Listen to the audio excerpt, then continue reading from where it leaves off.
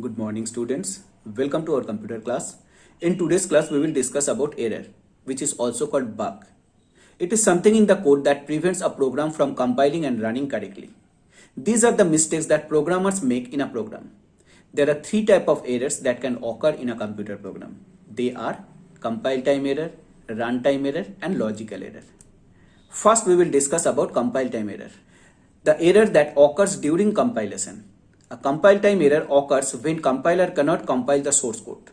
Such type of error occurs when source code does not follow the grammar and rules of the programming language. There are two types of compile time error. One is syntax error, another one is semantics error. Syntax error occurs when we do not follow the grammar of the language. Means program statements are not constructed properly. Like keywords are misspelled, punctuations are omitted, brackets are missing. Instead of relational equal to operator, we have used single equal to in a condition. Return statements are missing in a non-void function. Keywords are used as identifiers, etc. And semantics error. This type of error occurs when statements are not meaningful. Like value equal to variable. What we write, variable equal to value, to assign value to a variable. But if I write value equal to variable, this is meaningless. A variable is declared but not initialized, and after that you have used that variable in a statement.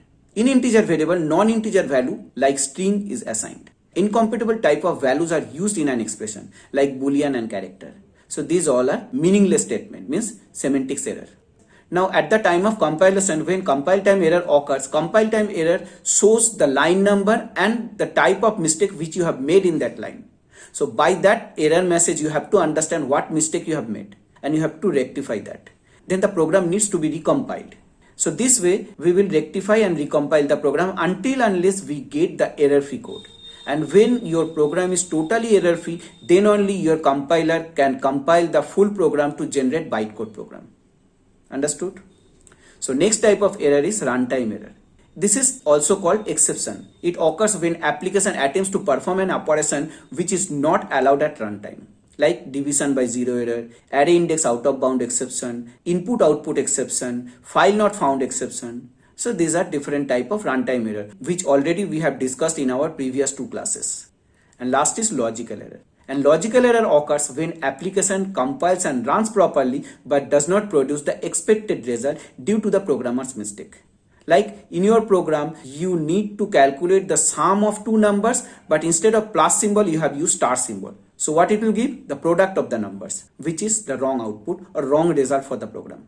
Another example is that like a program, we have to find out a string is palindrome or not. Now where to print the message that string is palindrome, there you have written the message string is not palindrome. And at the place of string is not palindrome message, you have written string is palindrome. So when the program will execute, for palindrome string, it will display string is not palindrome, and for non-palindrome string, it will display string is palindrome. So this type of errors are logical error, so that you can understand. How we will check our program to remove logical error? By making the dry run in paper. Manually, we will check our program by taking some sample inputs to run the program, and in each step we have to find out the value of the variable, and gradually we will get the final output of the program which we can check for the program for which we have written the program. Or we can insert the tracing statement, means in program multiple print statement we can write to find out the value of variable or expression. And another way also we can check for logical error, that is by using interactive debugger. So interactive debugger will execute your program line by line, and for each line it will show the value of the variables and expressions and outputs also. So by that also you will come to know where for which variable or for which statement or for which expression your program is not giving the intended result. So that way we can remove our logical errors. So in today's class we have learned all these three types of errors. I hope you understood, but you have to go through your book also. So today up to this much. See you in our next class. Till then, bye. Have a nice day.